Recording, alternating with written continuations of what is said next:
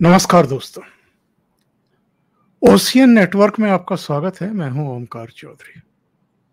आज बात करेंगे ये जो 6 राज्यों में एक साथ शोभा यात्राओं पर पथराव हुए हैं, आगजनी हुई है, वाहनों में तोड़फोड़ हुई है।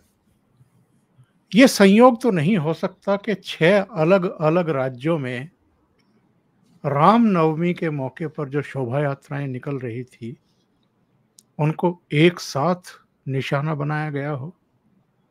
ये संयोग है या प्रयोग है? और कौन है इनके पीछे? मकसद क्या है? और सबसे बड़ा सवाल ये है कि जिनके हाथों में सरकारें हैं, व्यवस्थाएं हैं, वो क्या सो रहे हैं? अगर उनको ये शंका आशंका नहीं रही कि किसी क्षेत्र में ऐसा हो सकता है, और अगर इस तरह की सूचनाएं थी, आशंकाएं थी, तो बंदोबस्त क्या किए? और नहीं किए तो इसके लिए जिम्मेदार, जवाबदेह कौन है? और ओवरऑल अगर हम आकलन करें तो चाहे करौली हो, चाहे गोरखधाम हो, चाहे कश्मीर हो, अब तो पंजाब भी शामिल हो गया है। गुरदासपुर में एक सिख युवक ने हिंदू देवी देवताओं के ऊपर पांव रख दिया, चप्पल रख दी। दुस्साहस बढ़ते जा रहे हैं। लोगों को उकसाने भड़काने की कोशिशें की जा रही हैं। हिंसा, आगजनी तो हो रही है। घरों में, दुकानों में, वाहनों में आग तो लगाई जा रही है। क्या बड़े पैमाने पर कोई देशव्यापी हिंसा की कोई साजिश रची जा रही है? और इनका मुकम्मल इलाज क्या है? इसी पर चर्चा करने के लिए मेरे साथ जयपुर से जयपुर डायलॉग्स के चेयरमैन, पूर्व आईएएस संजय दीक्षित जुड़ रहे हैं। संजय जी, बहुत स्वागत है। नमस्कार। नमस्ते आपको ओंकार जी और आपके सभी दर्शकों को। बहुत बहुत स्वागत है आपका संजय जी। यह संयोग तो नहीं हो सकता, क्या प्रयोग है? और प्रयोग है तो इसके पीछे कितनी बड़ी साजिश आप देख रहे हैं संजय जी? ओंकार जी, मेरे विचार में न तो ये संयोग है और न ये प्रयोग है। ये एक विचारों की निरंतरता का उपयोग है, और ये जो विचारों की निरंतरता है वो आज से नहीं चली आ रही। यदि आप भारत की आधुनिक इतिहास की पुस्तकें भी देखेंगे, मेरे पास एक पुस्तक है RNP सिंह जी की, वो है, उसका नाम है रायट्स एंड रॉन्ग। रायट्स मतलब RIOTS, रायट्स एंड रॉन्ग। उसमें 1729 से लेके और 2002 या 3 के, मतलब आपके गोधरा गुजरात दंगों के जस्ट बाद तक का उसका पूरा विवरण है। और जितने भी ऐसे दंगे जिसमें कोई जनहानि हुई है वो सब उसके अंदर सम्मिलित हैं। और उसमें आप ये पाएंगे कि एक आध यदि कोई अपवाद छोड़ दे तो सारे के सारे जो हैं वो हमारे विशेषाधिकार प्राप्त समाज विशेष के द्वारा ही आरंभ किए गए, चाहे वो अंग्रेजों के समय में हो और चाहे 1947 के बाद हो। कोई आपको इक्का दुक्का ही अपवाद मिलेगा। जी जी।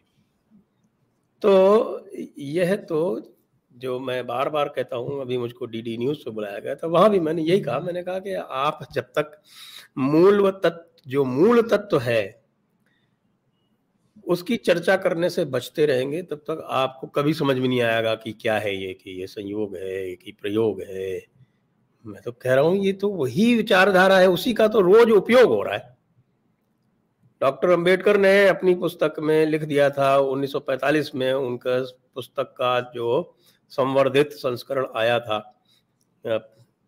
जिसका उन्होंने नाम भी बदला था, और उसका था कि पाकिस्तान और पार्टीशन ऑफ इंडिया। और उसमें उन्होंने विशेषकर से जो इस्लामिक विचारधारा का भारत में जिस प्रकार से उपयोग किया जा रहा था उसका वर्णन किया था। और उसमें उन्होंने कहा था कि भाई जो हिंदू मुस्लिम दंगों के 3 कारण हैं, और तीनों के तीनों कारण जो हैं उसकी जो रीति नीति है वो मुसलमानों द्वारा तय की गई है। पहला कारण उन्होंने बताया कि पहला कारण है काउ स्लॉटर। वो डॉक्टर जी। अंबेडकर स्वयं कहते हैं कि मैंने पूरा अध्ययन कर लिया इस्लामिक शास्त्रों का, मुझे कहीं भी ऐसा नहीं मिला कि आपको गाय काटना आवश्यक है, लेकिन भारत में इसको मुल्ला मौलानाओं ने इसको आवश्यक बना दिया। क्यों? उसका कारण मैं बता सकता हूँ। डॉक्टर अंबेडकर ने तो ये कहा था कि ये कहीं नहीं है, मुझे कहीं नहीं मिला, फिर भी ये ऐसा क्यों करते हैं? तो क्यों करते हैं का कारण मैं आपको बताता हूँ। और ये बात जो है अहमद सरहिंदी, शेख अहमद सरहिंदी, जो अपने आप को क़य्यूम कहते थे, क़य्यूम मतलब जिसको कहते हैं बिल्कुल धरती के थामने वाले, धरती को थाम के चलने वाले, वो क़य्यूम कहते हैं। और जी। अल्लाह का एक नाम क़य्यूम है, तो वो पहले क़य्यूम बताए जाते हैं हिंदुस्तान के। तो उन्होंने कहा था कि ये बहुत ज़रूरी है, काफिर को अपमानित करना अत्यंत आवश्यक है। केवल काफिर वो दबा रहे, वो जजिया दे, इतना पर्याप्त नहीं है, उसको लगातार आपको अपमानित करना है, और उसके लिए अत्यंत आवश्यक है कि गोकशी की जाए। ये वो विचारधारा है जिसका उपयोग लगातार होता रहता है, जो कि डॉक्टर अंबेडकर सही कहते हैं कि इस्लामिक शास्त्रों में इसका कहीं प्रयोग नहीं पाया जाता। दूसरी बात, मस्जिद के सामने संगीत का प्रयोग। अब ये मस्जिद के सामने संगीत का प्रयोग भी डॉक्टर अंबेडकर कह रहे हैं कि मुझे कहीं नहीं मिला, मैं लगातार देखता हूँ। अफगानिस्तान जो है वहाँ भी मस्जिदों के सामने बजता है, अरब में भी, सऊदी में भी, सब जगह मस्जिदों के सामने म्यूजिक बजता है। कहीं कोई किसी भी प्रकार का कोई ऑब्जेक्शन नहीं लिया जाता, लेकिन भारत में लिया जाता है। क्यों लिया जाता है? क्योंकि ये भी उसी में सम्मिलित है। वो बिल्कुल उसको जो है वो मुल्ला मौलाना रैशनलाइज कर लेते हैं, क्योंकि ये लिखा हुआ है कुरान मजीद में, ये लिखा हुआ है बिल्कुल स्पष्ट। सूरत तौबा है, उसकी 120वीं आयत है, वो कहता है कि साहब कि काफिर को जितना तंग करोगे, हैरान करोगे, तो अल्लाह तुम्हारे नाम पर एक नेकी लिख देगा।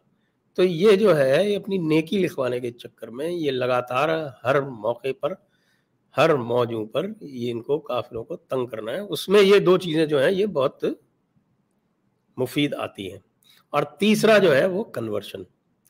ये जी। तीनों काम यदि देखें कि किस प्रकार होते थे पार्टीशन के पहले कुछ दिनों तक, जब पार्टीशन हो गया तो ये थोड़े से डरे सहमे से रहते थे, लेकिन उसके बाद नेहरू ने इनको इतना इनकरेज किया, और ये कांग्रेस पार्टी ने इनको इतना इनकरेज किया कि जो उस समय जिस बिना पर पार्टीशन हुआ था, और वही मैं आप पहले भी आपके प्रोग्राम में मैं बता चुका हूँ कि जो ये पूरी की पूरी बरेलवी जमात है, तथाकथित शांतिपूर्ण सूफी जिनको कहते हैं, ये पार्टीशन में इन्होंने जिन्ना को जो मास सपोर्ट जो मिला,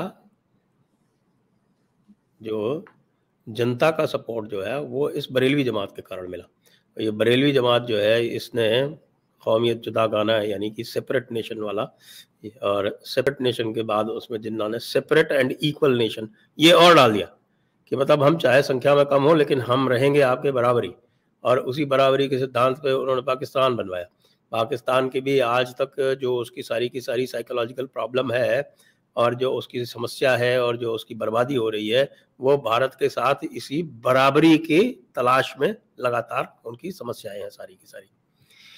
तो ये जो 3 बिंदु थे, वो 1972 के बाद में इंदिरा जी के तत्वावधान में, तत्वावधान तो क्या कहें, उनके सहयोग से कह लें या उनकी इनकरेजमेंट से, ये all India Muslim personal law board जब बना तो वापस वही अशराफ विमर्श जिसके कारण भारत का विभाजन हुआ था, वही फिर से एक बार फिर से मेन स्ट्रीम में आ गया। और उसके मेन स्ट्रीम के आने के बाद जो विचार और जो विचारों के उपयोग उससे पूर्व हो रहे थे वही वापस आरंभ हो गए। इसकी प्रतिक्रिया में ही आप जो आप भारतीय जनता पार्टी को आज जहां खड़े देख रहे हैं वो इसकी प्रतिक्रिया में ही है। ये भारतीय जनता पार्टी स्वयं नकारती है, वो इसको एक्सेप्ट नहीं करती है, लेकिन सच बात यह है कि इस विचारधारा की प्रतिक्रिया में ही जनता ने भारतीय जनता पार्टी को यहाँ पर खड़ा किया है। और भारतीय जनता पार्टी को भी ये स्वीकारना चाहिए, कई जगह स्वीकार रहे हैं, जैसे योगी आदित्यनाथ इसको स्पष्ट रूप से स्वीकारते हैं। और आप देख रहे हैं कि आपने अभी प्रश्न पूछा था कि इसका उपाय क्या है, आपको कहीं कुछ देखने की आवश्यकता नहीं, आप उत्तर प्रदेश को देख लीजिए। आप देख रहे हैं कि राजस्थान में पथराव हुआ, कर्नाटक में हुआ, गुजरात में हुआ, मध्य प्रदेश में हुआ, पश्चिम बंगाल में हुआ, लेकिन उत्तर प्रदेश में वही लोग शोभा यात्राओं पर फूल बरसा रहे हैं। तो दूसरी जगह पर पत्थर बरसा रहे हैं, वहां फूल क्यों बरसा रहे हैं? इसका मतलब यह है कि ये पूरी की पूरी जो उपयोग है इसका काट एक ही है, और वो जो काट है वही पुराना सोंटा है, और उस सोंटे से ही आप इसको नियंत्रण में ला सकते हैं। उसके अतिरिक्त आप सोचेंगे कि आप फिर से भाईचारा कर लो या कुछ कर लो, वो कभी कुछ नहीं होगा। आपने सारे भाईचारे के एक्सपेरिमेंट कर लिए, उसमें हमेशा आप ही लॉस में रहेंगे। क्यों? क्योंकि विचारधारा वो है, विचारधारा कहती है कि मूर्ति पूजक अपवित्र हैं। मैं नहीं कह रहा, तो कुरान कह रही है 22.30 आप देख लीजिए, कहती मूर्तियां अपवित्र हैं। 9.28 मूर्ति पूजक अपवित्र है। तो मूर्ति पूजक अपवित्र है, उनको अपनी मस्जिदों के पास मत आने दो। उसमें तो खैर मस्जिद अल हराम या उनकी जो पवित्र मस्जिद यानी मक्का वाली है उसका है जिक्र, लेकिन उसका फिर मुल्ला इंटरप्रिटेशन करते हैं कि मस्जिद के पास काफिर नहीं आना चाहिए, और फिर काफिर जो है वो प्रोसेशन में आए और वो अपनी म्यूजिक बजाए, ये तो फिर बिल्कुल पूरी तरह से एक तरह से चुनौती है। तो उस चुनौती को हमें मीट आउट करना है। जिहाद तो खैर लगातार करना ही करना है। हमारे आसपास यदि काफिर हो तो उससे हमें सख्ती बरतनी, फिर ये मैं कुछ नहीं कह रहा हूँ, ये कुरान कह रही है 9.123 सूरत अत-तौबा। इस तरह की ये पूरे के पूरा आपका जो विमर्श है वो पूरा लिखा हुआ है। हमको आपको लगता है कि नहीं नहीं ये कोई अतिशयोक्ति है, लेकिन वहाँ मंदिरों के मस्जिदों और मदरसों में आपके जो जुम्मे के खुतबे होते हैं, मदरसों में जो पढ़ाई होती है, मदरसों में क्या पढ़ाया जाता है, मदरसों में हिदाया पढ़ाई जाती है, मदरसों में फतावा आलमगीरी पढ़ाई जाती है, दोनों में लिखा हुआ है साफ साफ कि जिहाद दीन हक की ओर बुलाने और उससे इनकार करने वाले से जंग करने को कहते हैं। तो ये जो भ्रम चलाया जाता है कि नहीं साहब कि वो जिहाद तो जो है वो पीसफुल स्ट्रगल है, ऐसा सिर्फ हमको और आपको बेवकूफ़ बनाने के लिए कहा जाता है। बाकी उनके यहाँ जो पढ़ाया जाता है वो तो हिदाया में लिखा हुआ है ना। अब बदकिस्मती से हमारे जैसे कुछ लोग हैं जो उसको उर्दू में भी पढ़ लेते हैं कि क्या लिखा हुआ है, तो हम उसको पढ़ के बता देते हैं कि भाई तुम्हारे हिदाया में तो ये लिखा हुआ है, तुम्हारे फतावा आलमगीरी में तो ये लिखा हुआ है। फतावा आलमगीरी का तो मैंने ट्रांसलेशन ही करा दिया और सबके लिए देवनागरी में उपलब्ध है, कोई भी जाके वहाँ पर पढ़ सकते हैं। उनकी किताबुल जिहाद है जो, उस किताबुल जिहाद में या किताबुल सैर जिसको बोलते हैं फारसी में, उसमें क्या लिखा हुआ है पढ़ ले जाके, वेबसाइट पे जयपुर डायलॉग्स की उपलब्ध है। तो ये सारा का सारा मामला जो है एक जिसको कहते हैं एक विशैली मानसिकता का है, और उस विशैली मानसिकता को आपको समझना पड़ेगा, और ये भी समझना पड़ेगा कि ये ना प्रयोग है ना संयोग है, ये उसी विचारधारा का, विशैली विचारधारा का, विशैली मानसिकता का सम्यक और समुचित उपयोग है। जब सरकार का या समाज का भय रहता है तो चुप रहते हैं, जब लगता है कि हिंदू समाज जो है वो इस समय गाफिल है या सोया हुआ सा है, या जहाँ पर सरकारें जो है वो उनके या तो माफिक हैं या उदासीन हैं या समझती नहीं है, तो वहाँ पर उपयोग कर लेते हैं उसका। ये बिल्कुल स्पष्ट है, इसमें कहीं कोई जरा सी भी मुझे ऊक चूक नहीं दिखती, और ये मैं लगातार कहता आ रहा हूँ, बहुत से लोग समझ भी रहे। अब आप देखिए असम में नहीं हो रहे दंगे, वहां तो 35% जनसंख्या है, वहां तो रोज जी होने जी। चाहिए, लेकिन वहां पे शोभा यात्रा जो है निकल रही है, जम के निकल रही है, जो मुस्लिम बाहुल्य क्षेत्र हैं, जो जिले हैं, वहां भी निकल रही है। वहां मंदिरों के 5 किलोमीटर के आसपास जो है वो बीफ बैन हो गया है, कुछ नहीं कर पा रहे हैं। बीफ उत्तर प्रदेश में भी बैन है, असम में भी बैन हो गया है। आपने देखा कुछ होते हुए? आपने देखा किसी को पत्थरबाजी करते हुए? नहीं, वहां कोई पत्थर नहीं, वहां तो फूल बरसा रहे हैं उत्तर प्रदेश में। तो यदि उत्तर प्रदेश में फूल बरसा रहे हैं तो राजस्थान में कैसे पत्थर बरसा रहे हैं? जी। राजस्थान समझ में आता है, पश्चिम बंगाल समझ में आता है, झारखंड भी समझ में आता है, लेकिन गुजरात में, मध्य प्रदेश में, कर्नाटक में, जहां भारतीय जनता पार्टी की सरकारें और मुख्यमंत्री है, वहां अगर इस तरह की वारदातें हो रही हैं। अभी मैं एक कमेंट भी पढ़ रहा था एक दर्शक का, उन्होंने लिखा कि केंद्रीय गृह मंत्री की नींद कब खुलेगी, हम हिंदू हमारे त्योहार भी नहीं मना सकते भारत देश में, हनुमान चालीसा भी नहीं बजा सकते, एफआईआर हो जाती है। ये जो लोगों की हताशा है, निराशा है, भाई अगर ठीक है वामपंथियों की सरकार है, गैर भाजपा दलों की सरकार है, समझ में आता है, लेकिन अपनी सरकारें हैं। गुजरात में देखिए 2-3 जगह हुआ है, कर्नाटक में देख लीजिए लगातार घटनाएं हो रही हैं, वहां क्यों नहीं रुक पा रही हैं? क्या वहां योगी आदित्यनाथ वाला मॉडल या हिमंता बिस्वा शर्मा वाला मॉडल लागू नहीं किया जा सकता? देखिए, वही बात जो मैं आपको कह रहा था कि समझ बहुत आवश्यक है। आप यदि इस्लाम को और कई सारे प्रदेशों में मसीही धर्म को नहीं समझेंगे तो आप उसका उपचार नहीं कर सकते। तो मुझे लगता है कि जहाँ तक हिमंत बिस्वा शर्मा का प्रश्न है या योगी आदित्यनाथ का प्रश्न है, वो इनकी गहराई को अच्छी तरह से समझते हैं। गुजरात में मोदी थे तो वो समझते तो थे, लेकिन उन्होंने वो पूरा का पूरा दायित्व इनका सामना करने का समाज से हटाकर और सरकार के पास ले लिया।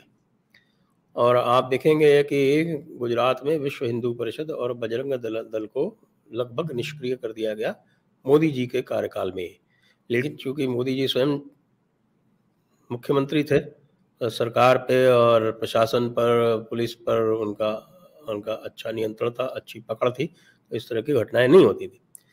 अब जो भी मुख्यमंत्री आ रहे हैं वे ग्रास रूट से निकल तो आ नहीं रहे हैं, वो ऊपर से थोपे जा रहे हैं। वो मोदी जी की चॉइस है निश्चित रूप से, मोदी और अमित शाह की। तो वो छोटा छोटा काम करने में भी पहले केंद्र की ओर देखते हैं, और ऐसा करने में जो उनकी निर्णय शक्ति है, जो निर्णय क्षमता है, वो निश्चित रूप से प्रभावित होती है। इसी कारण आप देख रहे हैं कि गुजरात में चूंकि समाज से वो दायित्व ले लिया गया और सरकार जिसके पास जो अच्छी तरह से अपना दायित्व 2014 तक निभा रही थी, वो जो है वो उसकी क्षमता कम हो गई, तो फिर से उपयोग का एक अवसर इस्लामियों को दिखाई पड़ने लगा, उसका वो लाभ उठा रहे हैं। संजय जी, ये अफगानिस्तान में, बांग्लादेश में, पाकिस्तान में लगातार गैर मुस्लिम जो समुदाय हैं उनके धर्म स्थलों पर, पूजा स्थलों पर, पंडालों पर अटैक, उनको ध्वस्त करना, उनके बच्चों के साथ, बहू बेटियों के साथ, बहनों के साथ जबरदस्ती करना, धर्मांतरण करना, ये सब चीजें हम देखते सुनते हुए आ रहे हैं। उन पर हमारे यहाँ जो कुछ खास पॉलिटिकल पार्टियां हैं और नेता हैं, उनकी तरफ से कोई किसी तरह की प्रतिक्रिया कम से कम मैंने तो नहीं सुनी, ना पढ़ी कि उन्होंने निंदा की हो, भर्त्सना की हो या वहाँ की सरकारों से कहा हो कि ये सब बंद होना चाहिए। और यही चीज़ें अब यहाँ तेज गति से होती हुई दिखाई दे रही है। शोभा यात्रा है तो बहाना बना दीजिए, तेज आवाज में डीजे बज रहा था। कुछ वीडियो मैंने देखे बीच में कि कोई एक बच्चा है किसी मस्जिद के दरवाजे पर चढ़ कर के नृत्य कर रहा है डीजे के संगीत पर, उसको बहाना बना लीजिए। दुकानें जला देते हैं, घर जला देते हैं। पथराव करौली में किस तरह का हुआ, छतों पर किस तरीके से वो सब पत्थर इकट्ठा किए गए, टनों की संख्या में किए गए, लेकिन लोकल शासन प्रशासन को, पुलिस को वो आते हुए दिखाई नहीं दिए।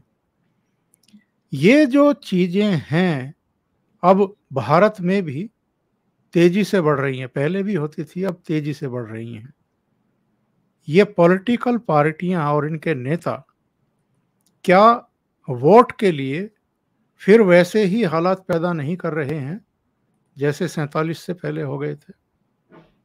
निश्चित रूप से कर रहे हैं, और मैं इसके लिए सभी को आरोपित करता हूँ। ये इसके लिए केवल जो कर रहे हैं वे ही उत्तरदायी नहीं है, इसके लिए केंद्र सरकार भी उत्तरदायी है, क्योंकि केंद्र सरकार ने जिस प्रकार से सीएए के दौरान जो शिथिलता दिखाई, जिस प्रकार से सीएए का उन्होंने क्रियान्वयन रोक रखा है, उससे इनको यह स्पष्ट संदेश गया है कि केंद्र सरकार जो है इनसे डरी हुई है।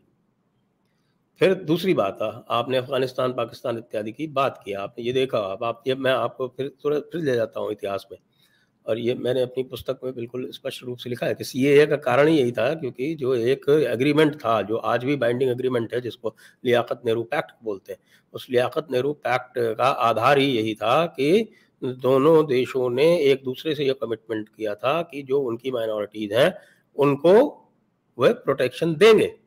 क्यों किया था? तो इसीलिए किया था क्योंकि भारत जो था वो एक हिंदू मेजॉरिटी देश था, उसको हिंदू माइनॉरिटीज की फिक्र थी, इसलिए उसने उनके साथ ये किया था। श्यामा प्रसाद मुखर्जी तो इस पे भी राजी नहीं थे, वो तो कह रहे थे कि आप एक अलग से एनक्लेव बनाइए बांग्लादेश के हिंदुओं को, क्योंकि वहीं पे इस समय 1948-49 में आरंभ हुआ था, तो वहां पे आप अलग से एनक्लेव बनाइए। नेहरू जो थे वो मूर्ख थे एक नंबर के, तो वो चले गए और उनके साथ में एक पैक्ट कर दिया। आप क्या आज उस पैक्ट के आधार पर स्टेटमेंट भी जारी नहीं कर सकते हैं? क्यों नहीं करते हैं आप? वो पैक्ट बांग्लादेश पर और पाकिस्तान पर समान रूप से लागू है। आपके पास इतना बड़ा हथियार है, आपके पास आपके जो सिंधु जल संधि है, इंडस वाटर ट्रीटी है, इतना बड़ा हथियार है, उसको तो आप बिल्कुल कभी कुछ जरा सा भी इधर उधर नहीं होते, बिल्कुल निष्ठापूर्वक उसे आप क्रियान्वित करते रहते हैं। उनकी तरफ से कोई क्रियान्वयन नहीं होता, आपकी तरफ से एक शब्द नहीं जाता। क्यों नहीं जाता? तो भारतीय मुसलमान नाराज हो जाएंगे, या भारतीय मुसलमान आपको वोट दे देंगे? कितने वोट मिले उत्तर प्रदेश में? सबको पता है कि कितने वोट मिले। यो बाबा जी का ठुल्लू बाबा जी का ठुल्लू, और बाबा जी का जो चुनाव क्षेत्र है, जहां पर उनके जो चुनाव केंद्र है, उनके बूथ में 8 वोट मिले, जबकि सब लोग कहते हैं कि साहब की ये गोरखनाथ मंदिर से यहाँ जा रहे हैं, मुस्लिम बस्तियां हैं, इनकी सबकी जीविका चलती है, तो जिसके माध्यम से उनकी जीविका चलती है, और जिसके जब वो योगी आते हैं तो वो नाटक करते हैं पूरा उनके ऊपर आस्थावान होने का, लेकिन जब वोट आता है तो 8 वोट मिलते हैं। वो जो सबसे बड़ा माइनॉरिटीज का आपका हितैषी घूम रहा है, वो सैयद, सबसे बड़ा अशराफ, क्या नाम है उसका, मुख्तार अब्बास नकवी, शिया है वो, उसके बूथ में, जिस बूथ में उसने वोट डाले, 2 वोट मिले बीजेपी को। तो अब हम क्या माने, मुख्तार अब्बास ने भी डाला कि नहीं डाला? अगर मान लें कि मुख्तार अब्बास ने डाला, उनकी बीवी ने डाला, बीवी तो हिंदू है, तो एक अकेला मुस्लिम वोट मिला वहां पे। तो जो व्यक्ति एक वोट अपने अलावा नहीं दिलवा सकता किसी दूसरे का, वो जो है वो दुनिया भर में माइनॉरिटीज का अपीसमेंट करते घूम रहा है। संदेश बिल्कुल इन लोगों को मिल जाता है कि साहब कि ये तो कमजोर है, और ये उसी तरह की बेवकूफ़ हैं जिस तरह की कांग्रेस थी। जैसे हमने कांग्रेस को नचाया वैसे हम इनको नचा लेंगे। जफर सरेश वाला जैसे जो है वो आके बड़े बड़ी बोल बोलते हैं। अब आप देखो, आप वो जफर इस्लाम है, जफर इस्लाम जो है वो वहीदुद्दीन खां का बेटा, वो कैसी कैसी बातें करता है। वहीदुद्दीन खां को उठा के इन्होंने पद्म भूषण दे दिया, पद्म विभूषण दे दिया। पहले पद्म भूषण दिया, फिर पद्म विभूषण दे दिया। और वो जो है वो आरएसएस का मेंटर था और तबलीगी जमात का सबसे बड़ा हिमायती। और ये सेम डीएनए की बात करते हैं, उन सेम डीएनए वालों को अरबी बनाने में सबसे बड़ा हाथ इस पूरे भारतवर्ष में तबलीगी जमात का है। और उसी तबलीगी जमात के सबसे बड़े हिमायती, सबसे बड़े पैरोकार और एक तरह से उनके मार्गदर्शक, उनको आप पद्म भूषण देते हैं, पद्म विभूषण देते हैं। और उनका बेटा जो है वो दिल्ली माइनॉरिटीज कमीशन का जब चेयरमैन था, तब वो कहता है कि साहब के आप हमें तंग करेंगे तो हम अरब देशों को बुला लेंगे। तो सर मेरा ये कहना है कि इक्का दुक्का छोड़ दीजिए, तो यहाँ पूरे कुएं में भांग है। देखिए, सबको उम्मीदें संजय जी इन्हीं से थी कि ये अगर सत्ता में होंगे तो हमारी जान माल सुरक्षित रहेगी। जो हुड़दंगी हैं, जो दंगाई हैं, जिनकी फितरत यही है, उनकी पहचान भी हो गई है, शिनाख्त भी हो गई है, पता भी है ये हैं। ऐसी कौन सी मजबूरी है कि सख्ती नहीं हो रही है, ये चीजें रुक नहीं रही हैं, समग्रता में नहीं रुक रही हैं, पॉकेट्स में रुक जाएंगी। उत्तर प्रदेश में रुक गई, असम में रुक गई, समग्रता में क्यों नहीं रोक पा रही है सरकार? सख्ती क्यों नहीं कर पा रही है? क्या अंतरराष्ट्रीय स्तर पर छवि का कुछ ज्यादा ही ख्याल है या कुछ और मजबूरियां हैं? मुझे तो ये छवि वाली प्रॉब्लम लगती है। लेकिन अब तो बल्कि मैंने तो बहुत इसका स्वागत किया था। मैंने कहा कि अगर अमेरिका 2-4 सैंक्शन वैंक्शन लगा दे तो सदैव के लिए जो झंझट है वो मिट जाए, नोबेल प्राइज का इत्यादि का, तो हो सकता है कुछ ठीक ठाक हो जाए।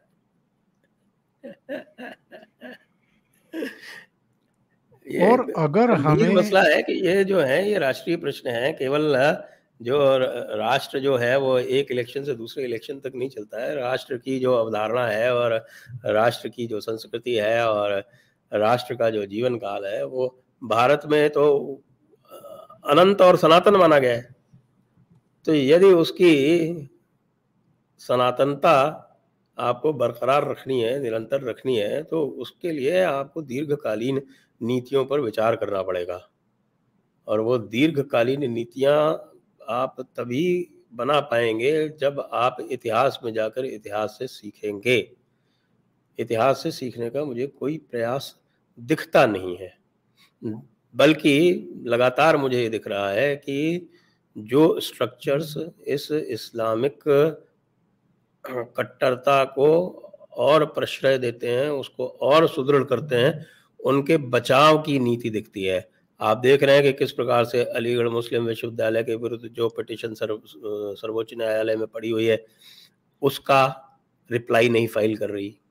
किस तरह से जो स्ट्रक्चर्स बनाए थे कांग्रेस पार्टी ने, सच्चर कमीशन, आपके commission for minority education institution, जिसने कि पार्लियामेंट के एक्ट को ओवरराइड करके और जामिया मिलिया इस्लामिया को माइनॉरिटी इंस्टीट्यूशन डिक्लेयर कर दिया। आप सोच सकते हैं कहीं किसी देश में ऐसा हो सकता है?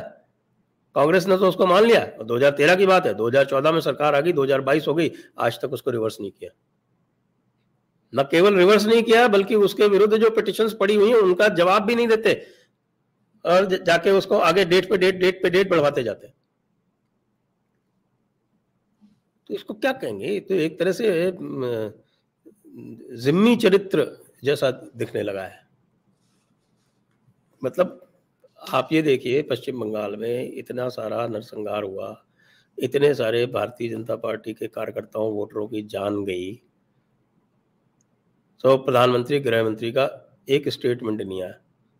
जैसे ही एक मुसलमान मारा जाता है तुरंत स्टेटमेंट आ जाता है। लोग अब इन चीज़ों को भांप लेते हैं, जांच लेते हैं। सोशल मीडिया का युग है, न केवल भांप और जांच लेते हैं, तुरंत उस पर प्रतिवाद, परिवाद, संवाद भी कर लेते हैं। जानकारी मिल रही है कि मध्य प्रदेश के गृह मंत्री नरोत्तम मिश्रा ने ये कहा है कि जिन जिन घरों से पत्थर आए हैं उन घरों को पत्थरों में तब्दील किया जाएगा ये है तो बहुत और अच्छा है। 50 ऐसे मकानों को चिन्हित करके बुलडोजर भेज दिए गए हैं। मोहन टाकीज इलाके में 5 बुलडोजर पहुंच गए हैं। 84 लोग गिरफ्तार किए गए हैं। क्या सही दिशा में बढ़ रही है मामा जी ये की बिल्कुल सरकार? सही दिशा है। जब तक कि आप इनको एक, जिसको कहते हैं कि एक ऐसी सजा का भय नहीं दिखाएंगे, तब तक ये इसी तरह से लगातार हरकतें करते रहेंगे। और यही पर्याप्त नहीं है। मैं ये कह रहा हूँ कि इसको समझें, ये कहाँ से आता है। ये जो मुल्ले मौलवी हैं जो खुतबे देते हैं, इनके ऊपर हाथ डालिए। खाली पत्थर फेंकने वाला जो है, उसके घर गिरा देना पर्याप्त नहीं है। जिस मुल्ले मौलवी ने खुतबा देके उसको उत्तेजित किया, जिसने उसको बात को आगे बढ़ाया, उनको उन तक जाइए, उनको पकड़िए और इनके जो टॉप मोस्ट लोग हैं उनको पकड़िए। जैसे आप देखिए कि सारा कन्वर्शन रैकेट उत्तर प्रदेश में समाप्त हो गया जिस दिन योगी जी ने कलीमुद्दीन सिद्दीकी पर हाथ डाल दिया और जी जी। कलीमुद्दीन सिद्दीकी को गिरफ्तार करके और उसका पूरा जो आगा पीछा था वो सब निकाल लिया। और उसके जो संपर्क थे बहुत सारे जो हैं, जो पब्लिक में लाए नहीं गए हैं, क्योंकि उसके संपर्क सरसंघ चालक से ही थे। सबको पता है कि उन्होंने अपने भाई को भेजा था उसको पुणे इनवाइट करने के लिए, वो पुणे गया भी था। और उसके संपर्क जो है ये सरेश वाला टाइप के लोगों के माध्यम से आपके बड़े बड़े मंत्रियों तक और सभी तक थे, वो सबसे उसका संपर्क था और उसकी आड़ में उसका कारोबार मजे से चल रहा था। और उसके ऊपर जब हाथ डाला तो उसके दूसरे भी परिणाम हुए।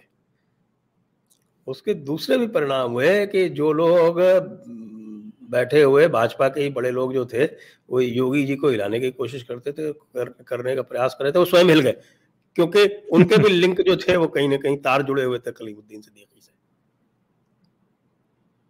तो ये कलीमुद्दीन सिद्दीकी जैसे जो ये बड़े बड़े मगरमच्छ हैं, इनको पकड़ना पड़ेगा। आपको वहीदुद्दीन अहमद के बेटे को पकड़ना पड़ेगा। और आपको ये जो लगातार ये जो फैलाते रहते हैं भ्रम और तमाशेबाजी करते रहते हैं, उनको आपको पकड़ना पड़ेगा। ये ऊपर ऊपर तो कहते रहते हैं, अरे इस्लाम शांति का मजहब है, इस्लाम शांति का मजहब है, इस्लाम शांति का मजहब है।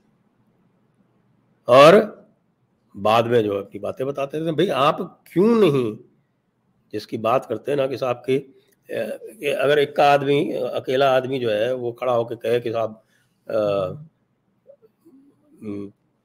फला का मर्डर कर दिया जाए, तो उसको आप तुरंत पकड़ लेंगे।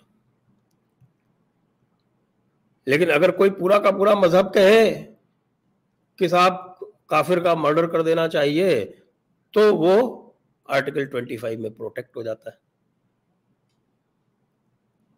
इन बातों पर खुली चर्चा की आवश्यकता है, अब होने लगी है। और उससे भी मुझे लगता है कि कहीं ये जो आपके अराजक तत्व हैं, खासतौर से ये जो अशराफ मुल्ला मौलाना क्लास है, ये बहुत असहज अनुभव कर रहा है। इसके जो है बहुत अधिक असहज हो गया है। उस असहजता में भी ये गलतियां करता जा रहा है। और ये जेएनयू नामक बीमारी का क्या इलाज है संजय जी? वही समझावन लाल, आपको पता है समझावन लाल से अच्छा कोई इलाज है ही नहीं। वैसे जेएनयू का लॉन्ग टर्म इलाज हो जाएगा, मुझे ये लगता है, क्योंकि जेएनयू का जो पूरा का पूरा जो इकोसिस्टम है इस पर आधारित है। क्योंकि जो 60-70s में इन्होंने पूरा का पूरा जो फैकल्टी थी वो भर दी थी लेफ्टिस्ट से, और जो उनका जो रिक्रूटमेंट सिस्टम था जो आपके एडमिशन सिस्टम था वो ऐसा था कि वो बिल्कुल छांट के अपनी विचारधारा के लोगों को ही एडमिशन देते थे, फिर भी कुछ एबीवीपी टाइप के लोग उसमें चले जाते थे। तो वो उनका पूरा एक, फिर चूंकि वो ऐसी जगहों पे बैठे हैं कि वो अपने ट्यूटोरियल्स में और जो अलग से जो मार्क्स होते हैं उसमें इनका करियर अफेक्ट कर सकते हैं। जेएनयू पोस्ट ग्रेजुएट यूनिवर्सिटी है, पोस्ट ग्रेजुएशन में जो आपके प्रोफेसर्स हैं उनका बहुत रोल होता है। तो इससे वो पूरा का पूरा कंट्रोल कर रहे थे, पूरा एडमिशन प्रोसेस कंट्रोल कर रहे थे। अब फिर बाद में जब ये पिछले वाले जो आपके आए थे वाइस चांसलर, उन्होंने ये किया कि उन्होंने इसको जेएनयू का एक टेस्ट आरंभ कर दिया, इंटरव्यू वाला सिस्टम खत्म करके।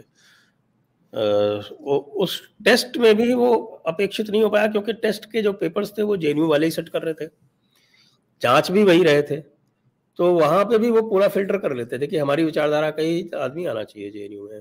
अब क्या है कि अब CUET आरंभ हो गया, यानी central universities entrance test, under graduate का अलग और पोस्ट ग्रेजुएट का अलग। तो जेएनयू ने CUET PG ऑप्ट कर लिया। जेएनयू ने कहा जितनी भी सेंट्रल यूनिवर्सिटी हैं सब इसमें आ गई। AMU जो थी वो हिला हवाला कर रही थी, उसको भी आना पड़ गया। तो अब जो है वो पूरा प्रोसेस, अब मुझे लगता है कि अगले 5-7 साल में स्थितियां बदलेंगी। इसलिए भी क्योंकि अभी नया नया इनका जो एकेडमिक रिक्रूटमेंट हुआ है वो भी लेफ्ट इन्फ्लुएंस नहीं कर पाया। काफ़ी सारी एकेडमिक पोजीशंस भरी गई हैं, तो वो भी एक फेयर तरह का रिक्रूटमेंट हुआ है।